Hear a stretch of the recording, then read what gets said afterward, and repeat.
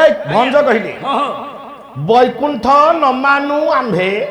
বৈকুণ্ঠ পালিত বেশ বৈকুণ্ঠ বাস্থ বেশ বিজয় জয় বেনি ভ্রাত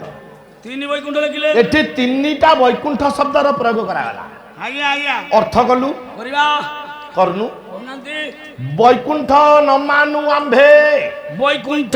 অর্থর বৈকুণ্ঠ শব্দর অর্থ বৈকুণ্ঠ অর্থ হলা ইন্দ্র ইন্দ্রକୁ ଆମେ ମାନୁନା প্রথম বৈকুণ্ঠ হলা ইন্দ্র ইন্দ্র বৈকুণ্ঠ পালিত বৈকুণ্ঠ মা দ্বিতীয় বৈকুণ্ঠ অর্থ ହଁ ভগবান নারায়ণ ବିଷ୍ଣୁଙ୍କର ନାଁ হ্যাঁ ଆଜ୍ଞା হরি নারায়ণ কৃষ্ণ বৈকুণ্ঠ ବିଶ୍ୱବାସ হ্যাঁ বাস বিশ্বরবাস হব কହୁଛୁ মতে বিষ্টর শ্রবা ଆଜ୍ଞା ଆଜ୍ଞା কেতে দিন ଆଉ ମୋ ସାଙ୍ଗେ ଗଲେ ଜାଣିବୁ କଣ ଆମର ସଂସ୍କୃତରୁ କଣ ମିଳିବ ଆଜ୍ଞା ଓଡ଼ିଆ ପଦ ଆମେ ଧରିବୁ ନା ସଂସ୍କୃତ ଧରିବୁ ଆ ସମୟ କାଇଁ প্রথম বৈকুণ্ঠ হচ্ছে আজ্ঞা ইন্দ্র ବେଶ দ্বিতীয় বৈকুণ্ঠ নারায়ণ ନାରାୟଣ ଆମେ ଇନ୍ଦ୍ରକୁ ମାନୁ ନା କାରଣ ଆମେ ନାରାୟଣଙ୍କର ପାଳିତ ଆଶ୍ରିତ ଦୁଇ ଭାଇ ଜୟ ବିଜୟ ବେନି ଭ୍ରାତ ଆମେ ଦୁଇ ଜଣ ବୈକୁଣ୍ଠର ଦ୍ୱାରପାଳ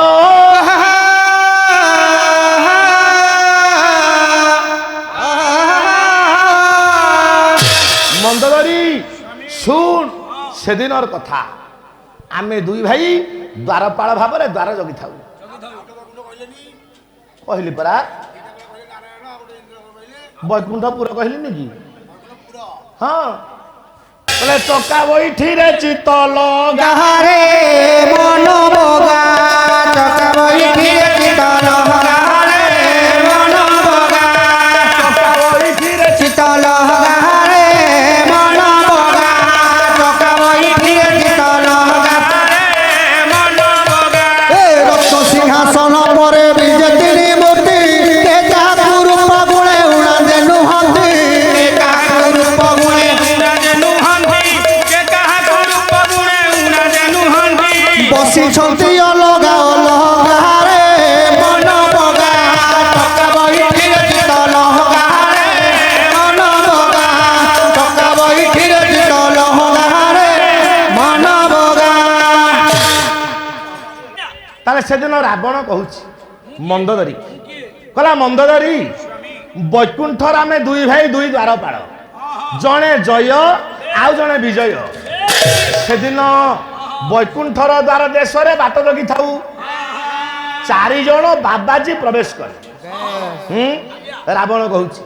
ଏ ପୁଅ କବି ଅନଙ୍ଗ ନରେନ୍ଦ୍ର ବହି ହଉଛି ରାମଲୀଳା ବାମଦେବ ପଦୁଟି ଆସିବ ଏ ଅସୁରେଶ୍ୱର ବୋଲଇ ଶୁଣ ମନ দেই অসুরেশ্বর বলাই চূড়া মন দেই বৈকুণ্ঠ দ্বার পাল আম্ভে দুই ভাই বিষ্ণু বিনু আহে বিষ্ণু বিনু হে ন মানু আম্ভে মানে বিষ্ণু বিনু ରାବଣ କହୁଛି ବିଷ୍ଣୁଙ୍କ ବ୍ୟତୀତ ନାରାୟଣଙ୍କ ବ୍ୟତୀତ ଆମେ ଆଉ କାହା ଖାତିର କରୁନା ଦିନକର କଥା ଚତୁଋଷି ସଙ୍ଗେ ବସିଥିଲେ চক্রধারা চক্ররসি সঙ্গে বসিলে সুবেশ হই কমলা ভুবনে বাহার কলু মনা আম্বে কলু মনা হে আপদেলে হইল বিমনা হে কলু মনা ସେଦିନ ଭଗବାନ ନାରାୟଣଙ୍କ ନିକଟରେ ଚାରି ଜଣ ଋଷି ବସିଛନ୍ତି ଚତୁଃ ସନକ ନାରାୟଣଙ୍କର ନିର୍ଦ୍ଦେଶ ଜୟ ବିଜୟ ଆମେ ଆଲୋଚନା କରୁଥିଲା ବେଳେ କଥା ହେଉଥିଲା ବେଳେ ତମେ ବୈକୁଣ୍ଠପୁରକୁ କାହାକୁ ଛାଡ଼ିବ ନାହିଁ ବାଟ ଜଗିଥାନ୍ତି ଜୟ ବିଜୟ ବେଶ ଏତିକି ବେଳେ ବାଇ ଠାକୁରାଣୀ ମା ମହାଲକ୍ଷ୍ମୀ ପ୍ରବେଶ କଲେ ଜୟ ବିଜୟ ବାଟ ଓଗାଳି ଦେଲେ ଜୟ ବିଜୟ ମା ବାଟ ଛାଡ଼ ନା ମା ନା ପ୍ରଭୁଙ୍କର ଅନୁମତି ନାହିଁ ବିନା ନିର୍ଦ୍ଦେଶରେ ଆମେ ଆପଣଙ୍କୁ ଭିତରକୁ ଛାଡ଼ି ପାରିବୁ ପାରୁନି ମା ବାଟ ଛାଡ଼ ଭିତରକୁ ଯିବି ନା ମା ଛାଡ଼ି ପାରିବୁନି ମା ହରେ ମୁଁ ଯିବି ମୋ ସ୍ତ୍ରୀ ସେ ସ୍ୱାମୀ ସ୍ୱାମୀ ସାଙ୍ଗେ ସ୍ତ୍ରୀ ଦେଖା କରିବାକୁ ଯିବ ତମ ଯୋଡ଼ାଙ୍କର ଅନୁମତି ନେଇକି ଯିବ ପ୍ରଭୁଙ୍କର ଆଜ୍ଞା ନାହିଁ ମା ବାଟ ଛାଡ଼ ମା ମହାଲକ୍ଷ୍ମୀ ଜୋର କରି ପ୍ରବେଶ କରନ୍ତେ ଜୟ ବିଜୟ ବାଟ ଧରିଦେଲେ ସେଦିନ ଅଭିଶାପ ଦେଲେ ମା ମହାଲକ୍ଷ୍ମୀ କହିଲେ ଜୟ ବିଜୟ କହିଲେ ବୋଇଲେ ରାକ୍ଷସ ଜନ୍ମ ହୁଅ ସାତ ବାର ବୋଇଲେ ରାକ୍ଷସ ଜନ୍ମ ହୁଅ ସାତ ଅଭିଶାପ ଦେଲେ ମା ଲକ୍ଷ୍ମୀ କହିଲେ ଜୟ ବିଜୟ ତମେ ଦିଟା ବୈକୁଣ୍ଠ ରହିବାକୁ ଯୋଗ୍ୟ ନୁହଁ ଅଭିଶାପ ଦଉଛି ସାତ ଜନ୍ମ ହେଇ ରାକ୍ଷସ ଜନିରେ ଜନ୍ମ ନିଅ ପାଦ ତଳେ ପଡିଗଲେ ସେଦିନ ଦୁଇ ଭାଇ କହିଲେ ମା ଆମର କଣ ଭୁଲ ପ୍ରଭୁଙ୍କର ନିର୍ଦ୍ଦେଶ ଥିଲା ଭିତରୁ କାହାକୁ ଛାଡିବା ପାଇଁ ଆମେ ଆମ କର୍ତ୍ତବ୍ୟ କରିଛୁ ଆପଣ ଆମକୁ ଅଭିଶାପ ଦେଇଛନ୍ତି ଏ କଥାଟା ଆମେ ପ୍ରଭୁଙ୍କ ନିକଟରେ ଗୁହାରି ଜଣେଇବୁ ମାଲୋ ଜୟ ବିଜୟ ଦୁଇ ଭାଇ ନାରାୟଣଙ୍କ ପାଖରେ ପହଞ୍ଚିଲେ କହିଲେ ପ୍ରଭୁ ଆମର କଣ ଦୋଷ ରହିଲା କୁହନ୍ତୁ କୁହନ୍ତୁ ପ୍ରଭୁ ଆପଣ ଦେଇଥିବା ନିର୍ଦ୍ଦେଶକୁ ଆମେ ପାଳନ କରିଛୁ ତଥାପି ମା ଆମକୁ ଅଭିଶାପ ଦେଇଛନ୍ତି ଏଇଟା କଣ ଠିକ ହେଲା ସେଦିନ ନାରାୟଣ କହିଲେ କହିଲେ ଜୟ ବିଜୟ ପ୍ରଭୁ ତମେ ଦି ଜଣ ମା ଦେଇଛି ସାତ ଜନ୍ମ ପାଇଁ ରାକ୍ଷସ ହବ ହଁ ପ୍ରଭୁ କିନ୍ତୁ ମୁଁ ସେ ଅଭିଶାପକୁ ଟାଳି ପାରିବିନି କିନ୍ତୁ କମେଇ ଦେଇପାରିବି ପ୍ରଭୁ ସାତ ଜନ୍ମରେ ଉଦ୍ଧାର ହବ ନା 3 ଜନ୍ମରେ ଉଦ୍ଧାର ହବ ହେଲେ ପ୍ରଭୁ ସାତ ଜନ୍ମ ବିଚ୍ଛେଦ କଣ ଆମେ ସହିପାରିବୁ ପ୍ରଭୁ କିନ୍ତୁ 3ଟା ଜନ୍ମରେ ଯଦି ଉଦ୍ଧାର ହବ ଦୁନିଆର ସବୁ ନିନ୍ଦା ତମ ମୁଣ୍ଡରେ ଲଗା ହବ ପ୍ରଭୁ ତମେ ମୋର ଶତ୍ରୁ ହବ ଜଗତ ନିନ୍ଦା କରିବ ଏ ନିନ୍ଦା ଅପନିନ୍ଦାକୁ ମୁଣ୍ଡେଇ ପାରିବ ତ ଭାଇ କଣ କରିବା ଭାଇ ସାତ ଜନ୍ମ ଛାଡି ଆମେ ପ୍ରଭୁକୁ ରହିପାରିବାନି ଭାଇ ନା ନା ଏ ଦୁନିଆର ନିନ୍ଦା ଅପନିନ୍ଦାର ସବୁ ବୁଝେଇବା କିନ୍ତୁ 3 ଜନ୍ମରେ ମୁକ୍ତି ହବା ପ୍ରଭୁ ଆପଣଙ୍କ ସାଙ୍ଗେ ଶତ୍ରୁତା କରି ଆମେ 3 ଜନ୍ମରେ ମୁକ୍ତି ପାଇବାକୁ ଚାହୁଁ ପ୍ରଭୁ ଆଜ୍ଞା ସେଦିନ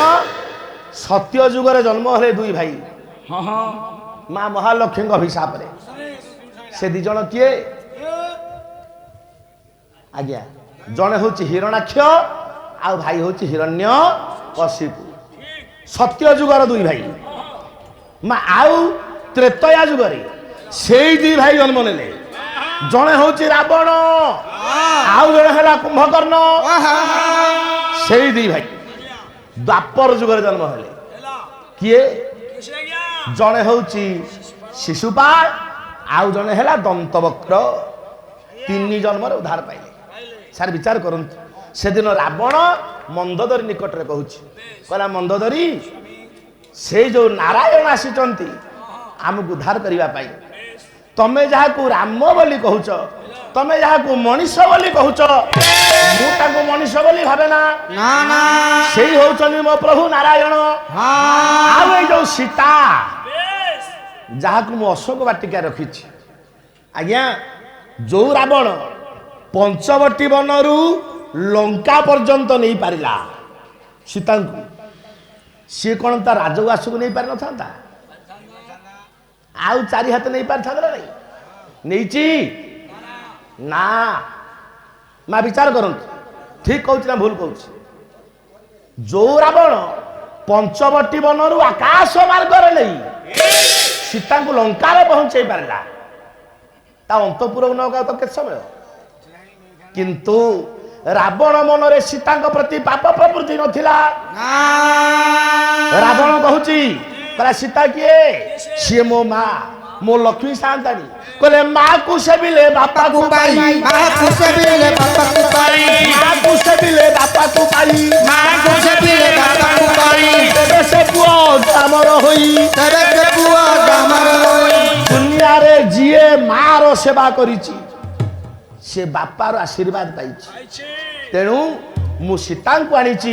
ମୋ ପ୍ରଭୁ ରାମ ମତେ ଆସିବେ ମୋ ପ୍ରଭୁ ନାରାୟଣ ଆସିବେ ମତେ ରାକ୍ଷସ ଜନିରୁ ଉଦ୍ଧାର କରିବେ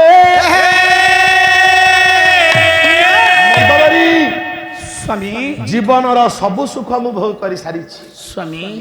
ସବୁ ସୁଖ ପାଇ ସାରିଛି। ସ୍ୱାମୀ ଶୁଣିବୁ, କୁହନ୍ତୁ ସ୍ୱାମୀ। ଯୋଉଦିନ ବ୍ରହ୍ମାଙ୍କୁ ତପସ୍ୟା କରୁଥିଲୁ ସ୍ୱାମୀ ଆମେ 4 ଜଣ, ହଁ ହଁ ରାବଣ, ହଁ କୁମ୍ଭକର୍ଣ୍ଣ, ଦୁଇ ବିଭୀଷଣ ତିନି ଆଉ ଭଉଣୀ ସୁପର୍ଣ୍ଣଖା ବ୍ରହ୍ମାଙ୍କୁ ତପସ୍ୟା କରୁଥିଲୁ। ହେଲା ସେଦିନ ବ୍ରହ୍ମା ବର ଦେଇଥିଲେ, ବେଶ କହିଲେ ରାବଣ ବର ଦଉଛି, ବର ଦଉଛି, ବେଶ ତୁ କଣ ହବୁ? କହିଲା ବର୍ତ୍ତିବୁ ଯୁଗ 56 ଗଣ୍ଡା ବତି ବୁଜୁଗ ଛପନ ଗଣ୍ଡା ବତି ବୁଜୁଗ ଛପନ ଗଣ୍ଡା ବତି ବୁଜୁଗ ଛପନ ଗଣ୍ଡା ବିଖ୍ୟାତ ହେବ ଜଗତେ ଖଣ୍ଡା ବିଖ୍ୟାତ ହେବ ଜଗତେ ଖଣ୍ଡା ସୀତାହରଣ ନିଶ୍ଚେ ମରଣ ସୀତାହରଣ ନିଶ୍ଚେ ମରଣ କଥା ଗାର ହେ କବି ସମ୍ରାଟ ଉପେନ୍ଦ୍ର ଭଞ୍ଜ ବୈଦେଶ ବିଳାସରେ ସୁନ୍ଦର ଭାବରେ ଲେଖିଲେ, ବ୍ରହ୍ମା କହୁଛନ୍ତି ହେ ରାବଣ ବରଦାନ ଦଉଛି, ବର୍ତ୍ତିବୁ ଯୁଗ 56 ଗଣ୍ଡା, 56 ଗଣ୍ଡା ଯୁଗ ବଞ୍ଚିବୁ, ବିଖ୍ୟାତ ହେବ ଜଗତେ ଖଣ୍ଡା। ହାତରେ ଚନ୍ଦ୍ରହାସ ଥିବା ପର୍ଯ୍ୟନ୍ତ ପରାସ୍ତ କଲା ଭଳି ତୋ ପାଖରେ କେହି ନାହାନ୍ତି, ତତେ ପରାସ୍ତ କରିପାରିବେନି। କିନ୍ତୁ ମନେ ରଖ, ଜୀବନରେ ଏଇ କାମ କଲେ ଚଣ୍ଡାଳ ମରିବୁ। ସୀତା ହରଣ ନିଶ୍ଚୟ ମରଣ, ଏ କଥା ଜାଣ। ମା ରାବଣ ଜାଣିନି? ଜାଣିଛି ନା ନାଇଁ? ତାହେଲେ ଜାଣି ଶୁଣି କାହିଁ ସୀତାଙ୍କୁ ଆଣିଲା? କେବଳ ମୁକ୍ତି, ମୋକ୍ଷ ପାଇବା ପାଇଁ। ରାବଣ କହୁଛି, କହିଲେ ମନ୍ଦୋଦରୀ, ଏ ଜଗତରେ ସମସ୍ତେ ମତେ କହନ୍ତି ମୁଁ ଗୋଟେ ଚୋର, କିନ୍ତୁ ମୁଁ ଚୋର ନୁହଁ। ଏ ପୁଅ, କେତେଟା ଜିନିଷ ଚୋରି କଲେ ଦୋଷ ନାହିଁ, ଜାଣିଛୁ? ଜାଣିଛୁ? କହିଲା ତୁଳସୀ କୁସୁମ ଓ ବାସାଳ ଗ୍ରାମ ମୋକ୍ଷ ବସ୍ତୁ କେହି କରିଲେ ହରଣ ମୁଖ୍ୟ ବସ୍ତୁ କେହି କରିଲେ ହରଣ ଜନମନମିନି ମୁଖ୍ୟ ପ୍ରଦାୟିନୀ ଆଣିଛି ଏହି ମରି ହେ କି ଦୋଷ କରିବି। କହୁଛି ସେଦିନ ରାବଣ